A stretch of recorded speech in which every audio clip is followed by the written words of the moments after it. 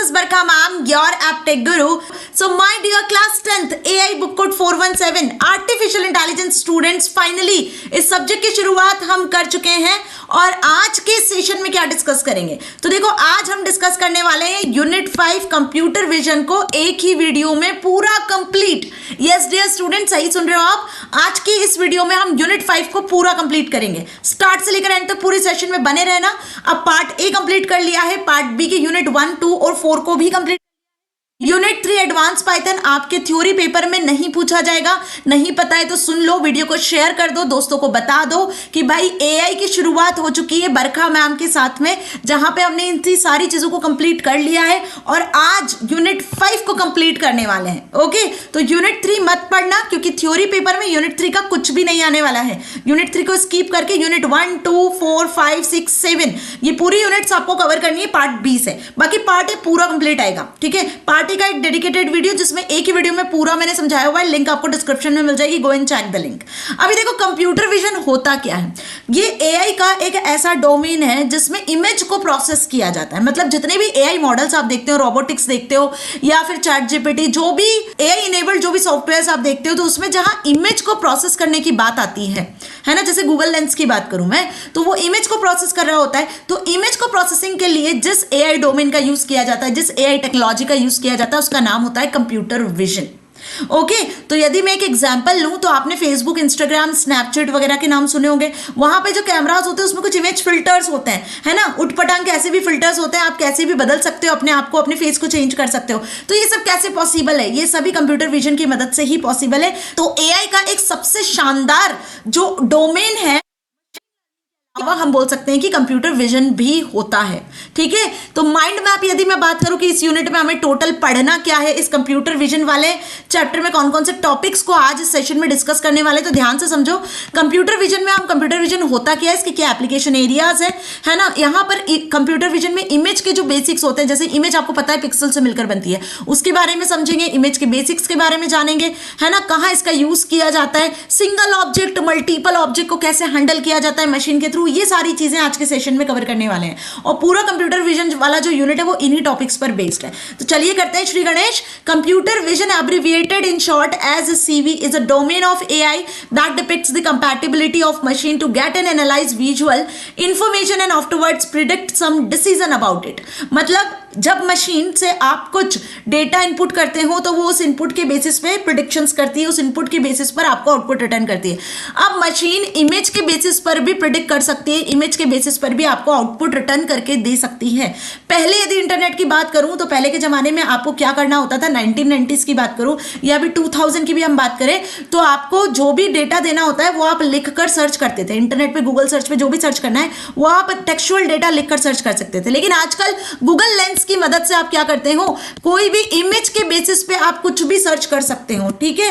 तो ये कैसे पॉसिबल हुआ, कंप्यूटर विजन की मदद से। So the entire process involve image acquiring, screening, analyzing, identifying and extracting information. In computer vision, input to machines can be photographs, videos, pictures from thermal or infrared sensors, indicators और different sources.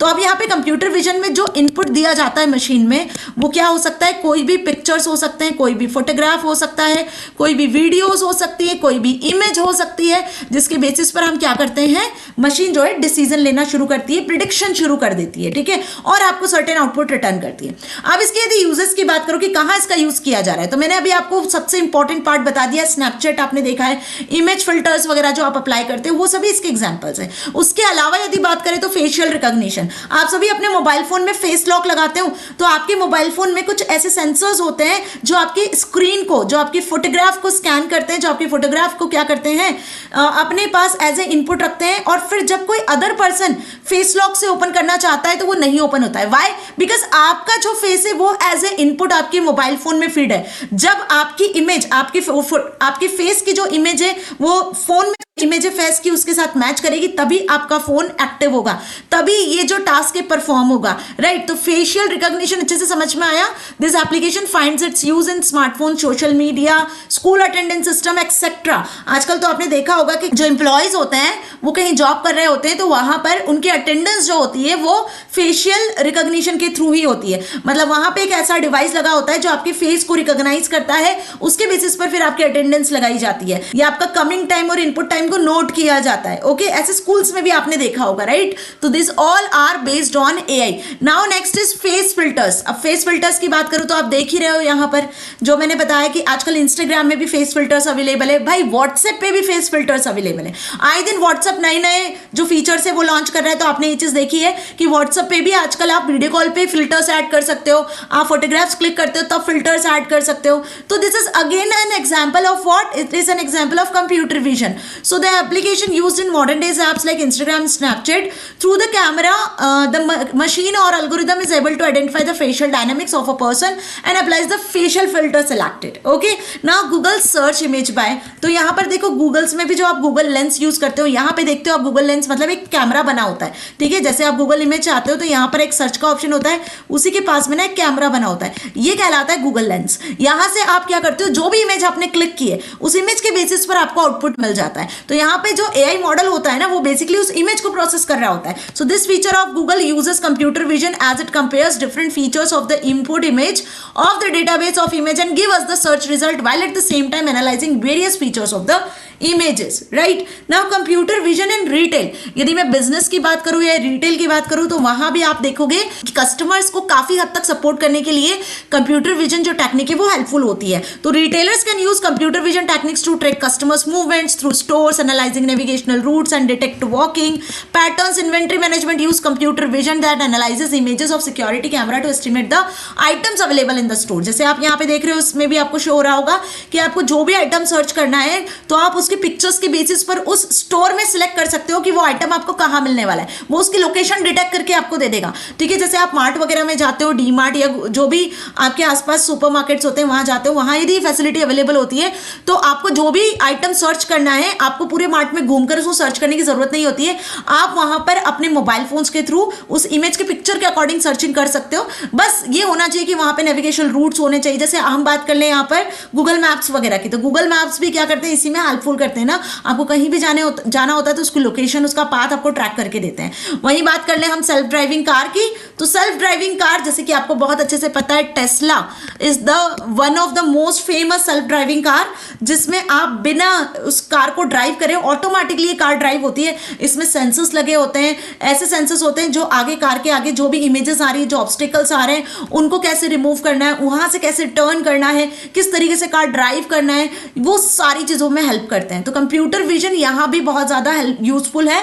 तो computer vision helps in process of identifying the objects, getting navigational routes and same time environment monitoring also. Okay, तो इतना समझ में आया। ये कुछ हमने यहाँ पर एप्लीकेशंस डिस्कस की है। नाउ मेडिकल इमेजिंग में भी यदि देखोगे, हेल्थ केयर में भी आप देखोगे तो यहाँ भी कंप्यूटर विजन का यूज किया जाता है। जो बड़ी बड़ी मशीन्स होती हैं, जैसे एमआरआई मशीन्स की बात कर लूँ तो वहां भी जो होते हैं फिजिशियंस जो होते हैं, डॉक्टर्स जो होते हैं, वो बेसिकली इमेजेस को एनालाइज कर पाते हैं with the help of computer vision. It helps to physicians in creating analysing images as well as becomes an assistant and help them in interpretation. मतलब एक तरीके से वो इमेजेस जो है उनको चीजों को इंटरप्रेट करने में, डिसीज को डायग्नोज करने में, ट्रीटमेंट में हेल्प करता है। ओके, तो इतना अच्छे से समझ में आया। वहीं Google translate app, English to Hindi translate करना, हिंदी टू इंग्लिश ट्रांसलेट करना, तो ट्रांसलेशन में भी कंप्यूटर विजन का यूज किया जाता है। मतलब आपके पास में कोई कंटेंट लिखा हुआ है, एक पेज में आपने अपनी हैंड राइटिंग में कुछ कंटेंट लिखा है, सपोज कुछ इंग्लिश में आपने कंटेंट लिखा है, इस कंटेंट को यदि आपको हिंदी में कन्वर्ट करना है तो इस इमेज से आप टेक्स्ट को ट्रांसलेट कर सकते हो, है ना। तो जो भी आपने कंटेंट लिखा हुआ है वो ट्रांसलेट हो जाएगा। आजकल बहुत सारी नई नई एप्लीकेशंस अवेलेबल है ना। जो भी आप कंटेंट बोलते भी हो ना तो आपके वॉइस को भी वो टेक्सचुअल डेटा में कन्वर्ट कर देता है। आप कोई इमेज में लिख कर देते हो तो उसको डॉक फाइल में या पीपीटी में कन्वर्ट करके दे देता है। तो this all based on what, this all based on Google translate applications, जहां पर इमेजेस को ट्रांसलेट कर सकते हो आप किसी भी प्रिफर्ड लैंग्वेज में, हिंदी में, इंग्लिश में, उर्दू में, पंजाबी में, गुजराती में, किसी भी लैंग्वेजेस में। Okay, so this all are the examples. यदि आप कंप्यूटर विजन की डेफिनेशन आई और इसके एग्जांपल्स आ गए या इसके एप्लीकेशंस आपसे पूछ लिए गए तो आप इजीली बताकर आ सकते हो, right. Now come to the next, computer vision task. अब कंप्यूटर विजन टास्क क्या होती है, मतलब एक्चुअली काम कैसे करता है ना। कंप्यूटर विजन में जो इमेज प्रोसेस होती है वो कैसे होती है। So the task used in computer vision are for single object and for multiple object, दोनों के लिए इसका यूज किया जाता है, सिंगल ऑब्जेक्ट के लिए भी और मल्टीपल ऑब्जेक्ट के लिए भी। तो सिंगल ऑब्जेक्ट में हम कैसे इसको आइडेंटिफाई करते हैं, by using the process classification और by using the process classification and localisation. अब ये क्या होती है अभी डिटेल में डिस्कस करेंगे। वहीं मल्टीपल ऑब्जेक्ट की बात करूं तो ऑब्जेक्ट को डिटेक्ट किया जाता है और इंस्टेंट सेगमेंटेशन के थ्रू भी मल्टीपल ऑब्जेक्ट को जो है मॉडल डिटेक्ट करता है। तो ये कुछ प्रोसेस है जिसका यूज करते हैं। If I am talking about for single object, तो देखो यहाँ पे सबसे पहली प्रोसेस है, सबसे पहली टेक्निक है वो है क्लासिफिकेशन। यहाँ पर जो भी इमेज आप एआई सिस्टम में देते हो ना, जो भी आपने एआई मॉडल डेवलप किया हुआ है उसमें यदि आप कोई इमेज को एंटर कर रहे हो, एज ए इनपुट दे रहे हो, तो इमेज को क्लासीफाई किया जाता है। आप यहाँ पे उस इमेज को एज ए इनपुट इमेज करते हो with the label, okay, from a fixed set of categories. जैसे आप यहाँ देखो, आपने कोई कैट का इमेज दिया हुआ है, तो यहाँ पे आप कोई कैट, डॉग, प्लेन, ट्रक, किसी का भी इमेज दे सकते हो, बट आपको क्या करना होगा, उस इमेज को लेबल करके शो करना होगा ताकि मशीन इसको एनालाइज कर सके कि हाँ ये इमेज कैट की है या ये इमेज डॉग की है। तो this is all about classification. वहीं यदि मैं बात करूं क्लासिफिकेशन प्लस लोकलाइजेशन की, तो यहाँ पर जो इमेज आप देते हो उस इमेज में से आपको उस ऑब्जेक्ट को लोकेट करना होता है। मतलब मशीन को क्या करना होता है, एक्चुअल में जिस भी ऑब्जेक्ट को आपको उस पर्टिकुलर इमेज में से सर्च करना होता है ना, वो सर्चिंग यहाँ बेसिकली होती है। तो लोकलाइज करके, सर्च करके आप पर्टिकुलर उस इमेज को फाइंड आउट करवा सकते हो। So this is a task which involves both processes of identifying what object is present in the image and at the same time identifying or what location that object is present in that image। मतलब for example यहाँ पर यदि आप देखो तो ये एक image आपको दिख रही है, उस इमेज में आपको यहाँ पर क्या दिख रहा है, एक कैट का इमेज है। तो इस पूरे नेचर की इमेज में से आपको कैट का इमेज आइडेंटिफाई करना है। तो कैट का इमेज कैसे आइडेंटिफाई किया, क्योंकि कहीं ना कहीं हमने कैट को एज ए लेबल मशीन में इनपुट किया था। तो अब मशीन ने क्या किया, उस पूरी इमेज में से उस कैट को लोकलाइज कर लिया, उस कैट को पहचान लिया, ओके, और शो कर दिया कि here is the cat available, okay. Now for multiple objects, अब यहाँ तो सिंगल ऑब्जेक्ट की हमने बात करी, बट व्हाट अबाउट यदि मल्टीपल ऑब्जेक्ट्स अवेलेबल हो, तो मल्टीपल ऑब्जेक्ट्स में से मशीन कैसे ऑब्जेक्ट्स को डिटेक्ट करती है, कैसे पहचानती है। जैसे आप यहाँ पे देखो, यहाँ पे कितने सारे ऑब्जेक्ट्स है, कैट है, डॉग है, ठीक है। तो आपको यहाँ से कैट को एनालाइज करवाना है। आप मशीन को एक टास्क देते हो कि इन सभी ऑब्जेक्ट्स में से, इन सभी एनिमल्स में से कैट को एनालाइज करके दो, ठीक है। सो ऑब्जेक्ट डिटेक्शन जो है वो यहाँ पर यूज होगा। It is a process to finding instance of real world object such as faces, bicycles, buildings, images, videos etcetera. तो यहाँ पर मशीन को आपको पहले बहुत सारे इनपुट्स देने होंगे। मशीन को बताना होगा कि जो भी आप इमेज दे रहे हो तो उसमें फेसेस क्या होते हैं, बाइसिकल्स क्या होती है, बिल्डिंग्स क्या होती है, अलग अलग तरीके की इमेजेस से आपको मशीन को ट्रेन करना होगा। जब मशीन के पास में इतने सारे ऑब्जेक्ट्स के इनपुट्स होंगे तो ऑब्वियस सी बात है कि जब आप बहुत सारे ऑब्जेक्ट्स के साथ में कोई इमेज देते हो तो मशीन उसको इंडिविजुअली आइडेंटिफाई कर सकती है। So it typically use extracted features and learning algorithms to recognise instances of object category. Obvious सी बात है, यहाँ जिस अप्रोच का यूज होता है वो लर्निंग अप्रोच होती है। यहाँ कुछ ऐसे एल्गोरिथम्स के थ्रू हम मशीन को ट्रेन कर रहे होते हैं जिसमें वो ईच इंडिविजुअल ऑब्जेक्ट को पहचान जाती है। So it is commonly used in application such as image retrieval and automated vehicle parking systems ना। तो ये कुछ इसके एग्जांपल है जहां पर हम इसका यूज करते हैं। फॉर मल्टीपल ऑब्जेक्ट्स जिसमें इंस्टेंट सेगमेंटेशन की यदि बात करूं तो instant segmentation is a process of detecting instances of the object, giving them category and giving each pixel a label on the basis of that. मतलब यहाँ पे आप क्या करते हो, एक कैटेगरी में से इमेज को फाइंड आउट करवाते हो। जैसे आप यहाँ पे देखो, ये इमेज आपको दिख रही है, यहाँ पर आपको कुछ पर्सन्स दिख रहे हैं और एक हॉर्स दिख रहा है। तो यहाँ पर मशीन ने कैसे आइडेंटिफाई किया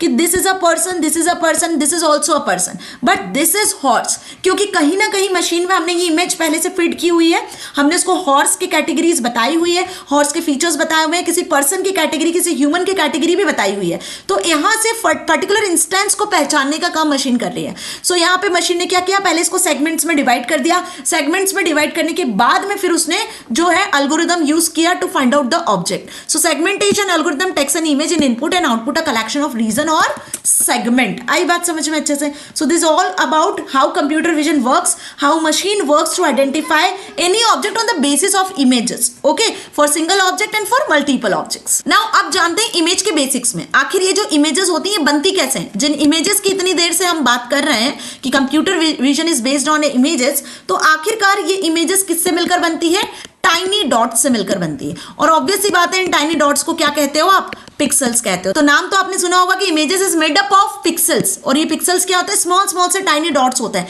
और जितने ज्यादा डॉट्स से मिलकर कोई इमेज बनती है उतनी ज्यादा अच्छी क्वालिटी की इमेज होती है। आप अपने मोबाइल फोन में भी कैमरा से कोई पिक्चर क्लिक करते हो तो वो पिक्चर क्लियर कब होती है? जब उसमें ज्यादा अमाउंट में पिक्सल्स होते हैं, ज्यादा अमाउंट में वो जो पिक्सल्स होते हैं, जो डॉट्स होते हैं, वो पास पास अरेंज होते हैं। जैसे जैसे आप इमेज को जूम करते जाते हो तो वो पिक्सल्स दूर होते जाते हैं, तो इमेज आपकी ब्लर होती चली जाती है। आई बात समझ में? So the word pixel means a picture element. They are the smallest unit of information that makes up a picture. The more pixel, the image will be sharper. वही लाइन लिखी हुई है, जितने ज्यादा पिक्सल्स होंगे उतनी ज्यादा शार्पर आपकी इमेज होगी, उतनी ज्यादा हाई क्वालिटी में आपकी इमेजेस शो होती है, राइट? तभी तो आजकल हम HD इमेजेस को ज्यादा फॉलो करते हैं, HD वीडियोस को ज्यादा फॉलो करते हैं, बिकॉज उसमें जो पिक्चर क्वालिटी होती है वो बहुत बढ़िया होती है। वही बात करूं यदि रिजोल्यूशन की, तो नंबर ऑफ पिक्सल्स मिलकर रिजोल्यूशन को डिफाइन करते हैं, ठीक है? सपोज मैंने यहाँ पर एक A लेटर बनाया, तो मैंने इस A लेटर में क्या करा? बहुत सारे पिक्सल्स का यूज कर लिया, तो ये एक रिजोल्यूशन होगा स्क्रीन का जहां पे ये लेटर यहां पर विजिबल हो रहा है। तो एक सिंगल डॉट किसको डिफाइन करता है? पिक्सल को डिफाइन करता है, ठीक है? Small tiny dots. ऐसे जब बहुत सारे डॉट्स मिल जाते हैं तो क्या बन जाता है? ऐसे जब बहुत सारे डॉट्स मिल जाते हैं तो यहाँ पे एक इमेज रेडी हो जाता है, राइट? और वहीं जब ऐसे बहुत सारे पिक्सल्स मिलते हैं और एक कंप्लीट इमेज को फॉर्म करते हैं तो उसे हम कहते हैं resolution. Resolution can be expressed at the width and height. मतलब सपोज कि आपका ये स्क्रीन है और स्क्रीन पर ये इमेज दिख रही है, तो यहाँ पे जो इमेज है उसको हम कैसे पहचानेंगे? इस स्क्रीन के रिजोल्यूशन के अकॉर्डिंग। आई बात समझ में अच्छे से कि हाइट कितनी है, इसकी विड्थ कितनी है, उससे हम इसको आइडेंटिफाई करेंगे। नाम सुना होगा अपना आपने 720 इंटू 480 पिक्सल है ना, 720 इंटू 1280 पिक्सल। ऐसे अपने पिक्सल्स में इमेजेस को रिजोल्यूशन, ये रिजोल्यूशन कहलाता है जिसमें हाइट और विड्थ में आप इमेज को आइडेंटिफाई करते हो। तो जब किसी इमेज को मेजर करने की बात आती है, फिर से सुनना, एक सिंगल डॉट को क्या कहते हो आप? पिक्सल कहते हो। ऐसे मल्टीपल डॉट्स मिलते हैं तो क्या बन जाती है? एक इमेज बन जाती है। इस इमेज को मेजर करने के लिए जिसका यूज करते हैं वो होता है रिजोल्यूशन। तो resolution can be expressed as width and height. For example a monitor resolution is 1280 into 1024। तो ये कहलाता है पिक्सल्स का arrangement in resolution. It can be also expressed by using single number that denotes number of pixels. 5 megapixel camera होता है जिसमें 1 megapixel मतलब millions of pixel से मिलकर यहाँ पर एक इमेज क्रिएट होती है। तो आपने ये सुना होगा, यदि आपने कभी कभी कैमरा परचेस किया होगा या मोबाइल फोन भी परचेस करते होंगे, तो वहां पे जो कैमरा की क्वालिटी है वो मेगापिक्सल्स में डिफाइन की जाती है ना। अब पिक्सल वैल्यू की यदि बात करूं तो यहाँ पर जो पिक्सल वैल्यू है वो जनरली किसको डिनोट करता है? It is a byte image to store as an 8-bit integer with range starting from 0 to 255। तो ध्यान रखना कि यहाँ पे जो पिक्सल की वैल्यू होती है वो रेंज स्टार्ट होती है 0 से लेकर 255 तक।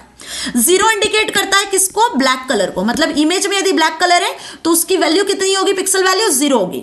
और यदि व्हाइट कलर होता है इमेज में तो पिक्सल वैल्यू क्या होगी? 255। ये आपसे एमसीक्यूज में पूछा जाता है, इसको ध्यान रखना, अच्छे से समझ लेना कि कोई भी इमेज की जो रेंज होती है वो 0 से 255 के बीच में होती है। 0 indicates black colour and 255 indicates white colour. Okay तो यहाँ पे जो पिक्सल वैल्यू होती है वो आपकी बाइट्स में होती है। 8 बिट मिलकर आपका एक इंटीजर क्रिएट होता है, ठीक है? मतलब एक नंबर क्रिएट होता है। नाउ ग्रे स्केल इमेज की यदि मैं बात करूं तो grey scale images are the images which have range of shades of grey without apparent colour.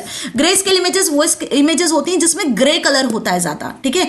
Without apparent of any colours, right? So the value of pixels with in the range of 0 to 255, इनको आप grey scale images भी कहते हो क्योंकि इसमें कहीं ना कहीं ब्लैक और व्हाइट कलर का ही मिक्सअप होता है। वही बात कर लें अब हम RGB इमेजेस की, तो रेड ग्रीन ब्लू, याद रखना रेड ग्रीन ब्लू, इन कलर्स से मिलकर जो इमेजेस बनती है वो क्या कहलाती है? RGB इमेजेस कहलाती है। तो आजकल कलरफुल दुनिया का जमाना है भाई, रंगीन होना चाहिए सारी चीजें, ब्लैक एंड व्हाइट दुनिया गई है ना। तो यहाँ पर RGB इमेजेस को ही हम देखते हैं, है ना। आपको यदि आज के टाइम में कोई ब्लैक एंड व्हाइट मूवी देखने बिठा दे तो आप नहीं देखोगे, है ना, क्योंकि हमें कहीं ना कहीं कलरफुल इमेजेस, हमारा जो माइंड है वो कलरफुल चीजों को ज्यादा जल्दी प्रोसेस करता है। तो वही RGB images are colored images made up of 3 primary colors। 3 primary colors से मिलकर बनती है color images, red, green and blue। All the colors that are present can be made by combining different intentions of red, green and blue। Every RGB is stored in the form of 3 different channels called R, G and B। तो जो भी image होती है RGB image वो इन 3 channels पे store होती है, R, G and B, जैसे आपको यहाँ पे नाम से भी डिनोट हो रहा है। RGB image each pixel has set 3 different values। यहाँ पर अब जो इमेज बनेगी ना उसकी 3 पिक्सल वैल्यूज होगी। देखो यदि ब्लैक कलर की बात करें तो 0 0 0 मतलब R, G और B सिंपली तीनों चैनल की वैल्यू क्या हो जाएगी 0 0 0। यदि हम किस कलर की बात कर रहे हैं, ब्लैक कलर की बात करें। वहीं यदि हम व्हाइट कलर की बात करते हैं तो वैल्यू क्या हो जाएगी, आर की वैल्यू 255, जी की वैल्यू 255 और बी की वैल्यू भी 255 हो जाएगी। तो ध्यान रखना कि आरजीबी कलर में 3 चैनल्स होते हैं आरजीबी, और इन तीनों की वैल्यूज होती है कलर्स के अकॉर्डिंग। तो बेसिक यदि ब्लैक कलर की बात करें तो वैल्यू 0 0 0 होगी आरजीबी की, और व्हाइट कलर की बात करें तो वैल्यू 255 255 255 होगी। ये आपसे एमसीक्यूज में पूछा जाता है, दैट्स व्हाई इतना डिटेल में आपको पढ़ाने का मोटिव है मेरा। नाउ इमेज बेसिक्स में अब जानते हैं इमेज फीचर्स के बारे में। ठीक है, तो फीचर्स क्या होते हैं, piece of information which relevant for solving the computational task related to certain applications. मतलब मशीन जो है वो इमेज को प्रोसेस कैसे करती है, उनकी वैल्यूज के बेसिस पे। अब ये जो वैल्यूज मैंने पढ़ाई वो आपको समझ में आ गई होगी कि यदि आप किसी इमेज में व्हाइट कलर देखते हो तो मशीन उसको 0 से प्रोसेस कर रही होती है।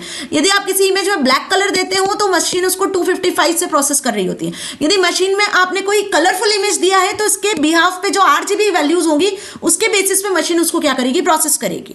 ओके, तो फीचर्स में भी specific structure in image such as points, edges, objects. अब इमेजेस के कौन कौन से पॉइंट्स है, किस एजेस के अकॉर्डिंग 2D इमेज है, 3D इमेज है, कैसी इमेज है, वो इमेज के फीचर्स पर डिपेंड करता है। ओके, तो अब एग्जाम में एक क्वेश्चन आता है जिसको मार्क कर लो, इंपॉर्टेंट क्वेश्चन है, ग्रे स्केल इमेज और आरजीबी इमेज में क्या डिफरेंस होता है। तो ग्रे स्केल इमेज सिर्फ ब्लैक एंड व्हाइट कलर से मिलकर बनती है, इसमें कुछ ग्रे के शेड्स होते हैं। आरजीबी इमेजेस जो होती है वो रेड, ग्रीन, ब्लू कलर से मिलकर बनती है, जिसके लिए आरजीबी 3 कलर्स का हम यूज करते हैं। Each pixel in grey scale image represented by single intensity value ranging from 0 and 255। Grey scale में सिर्फ जो वैल्यूज होती है वो 0 एंड 255 ही होती है, 0 से लेकर 255, मतलब 0 for black and 255 for white. वही आरजीबी की बात करें तो यहां पर जो वैल्यूज होती हैं वो मल्टीपल वैल्यूज होती हैं, क्योंकि यहां पर मल्टीपल कलर्स होते हैं, लेकिन वो जो वैल्यूज क्रिएट होती है वो सिर्फ इन आरजीबी वैल्यूज से होती है। यदि हम आरजीबी में व्हाइट कलर की बात करेंगे तो इमेज की वैल्यू जो हो जाएगी वो 0 0 0 हो जाएगी। वही आरजीबी में ब्लैक कलर की बात करोगे तो वैल्यू क्या हो जाएगी आपकी 255 255 255। ग्रे स्केल में यदि 0 की बात करोगे तो मतलब आप ब्लैक कलर की बात कर रहे हो सिर्फ, और ग्रे स्केल में यदि आप व्हाइट की बात करोगे तो मीन्स आप 255 की बात कर रहे हो। तो बात मेरी समझ में आ गई कि यहाँ पर कैसे आप इमेज की वैल्यूज को डिफाइन करते हो। Now the absence of colour channel simplifies grey scale images, combination of this 3 channel creates a wide spectrum of colour. मतलब आप रेड और ग्रीन को मिलाते हो तो कोई नया शेड बन जाता है, ग्रीन और ब्लू को मिलाते हो तो कोई नया कलर बन जाता है, बट यहाँ ऐसा नहीं होता है। यहाँ पे सारी ग्रे स्केल इमेजेस होती हैं, यहाँ पे आपको वाइड स्पेक्ट्रम ऑफ कलर्स मिल जाते हैं। Grey scale images are often used for medical imaging. जो मेडिकल इमेजिंग होती है, मतलब जो आपको मेडिकल रिपोर्ट्स वगैरह मिलती है, आप देखते हो वो इमेजेस कैसी होती है, आपकी ग्रे स्केल ही होती है। ओके, नाउ एजेस डिटेक्शन के लिए, बेसिक इमेज प्रोसेसिंग के लिए हम ब्लैक एंड व्हाइट और ग्रे स्केल इमेज का ही यूज करते हैं। आप एक्सरे वगैरह की रिपोर्ट जो देखते हो तो वो आपको कैसे दिखती है, वो आपको black and white grey shade में ही दिखती है ना। वही आरजीबी की बात करूं तो जो फोटोग्राफ्स, जो पिक्चर्स आप क्लिक करते हो, जो ग्राफिक्स, जो वीडियोस का आप यूज कर रहे होते हो वो कलरफुल होती है। जैसे आप यहाँ पे जो मेरी स्लाइड देख रहे हो, यहाँ पर आप देखोगे कि मैंने डिफरेंट कलर्स का यूज किया हुआ है ना। For example, a pixel with an intensity value 128 would appear as a mid grey shade. यदि मैं बात करूं 0 से 255 में 128 की, तो 128 किसको शो कर रहा है, मिड ग्रे कलर को शो कर रहा है। वही यदि मैं बात करूं आरजीबी में, आप देख रहे हो यहाँ पे 255 0 0, मतलब कि 255 0 और 0, ये 3 आरजीबी चैनल के अकॉर्डिंग वैल्यूज हो गई। तो ये शो कर रहा है व्हाइट को, ये ब्लैक को और ये ब्लैक को। तो यहाँ जो कलर बनेगा वो कौन सा बनेगा, ब्राइट रेड कलर। ये जो कॉम्बिनेशन है वो किसको इंडिकेट कर रहा है, रेड कलर को। आ गई बात समझ में अच्छे से कि ग्रे स्केल में यदि हम 128 की बात करते हैं तो वो मिड ग्रे शेड को इंडिकेट करता है, और यदि हम आरजीबी में 255 0 0 की बात करते हैं तो वो ब्राइट रेड कलर को इंडिकेट करता है। क्लियर? तो इसी के साथ में इस सेशन यहाँ खत्म करते हैं, एंड होपफुली आपको पूरा यूनिट बहुत अच्छे से समझ में आ गया है। आरजीबी कलर, ग्रे कलर्स जो मैंने अभी आपको बताया ना इमेज प्रोसेसिंग में, ये इंपॉर्टेंट रोल प्ले करते हैं, इसके एमसीक्यूज आते हैं, साथ ही इमेज को प्रोसेस कैसे किया जाता है। तो यहाँ पे एक सॉफ्टवेयर के बारे में मैं आपको बताना चाहूंगी, ओपनसीवी सॉफ्टवेयर, जो आपके सिलेबस में भी दिया हुआ है, जो बेसिकली इमेज प्रोसेसिंग के लिए यूज किया जाता है। तो कंप्यूटर विजन में हम जिस सॉफ्टवेयर का यूज करते हैं वो ओपनसीवी सॉफ्टवेयर होता है, लेकिन इसके जो क्वेश्चन होते हैं जनरली एग्जाम में प्रैक्टिकल क्वेश्चन नहीं आते, इसके थ्योरी क्वेश्चन से आपसे एग्जाम में पूछे जाते हैं, जो हमने आज के सेशन में कवर कर लिया है। कोई भी डाउट होता है तो आप कॉमेंट सेक्शन में लिख सकते हो। मिलेंगे अगले सेशन में नेक्स्ट न्यू यूनिट के साथ में। Till then, stay happy. Thank you so much.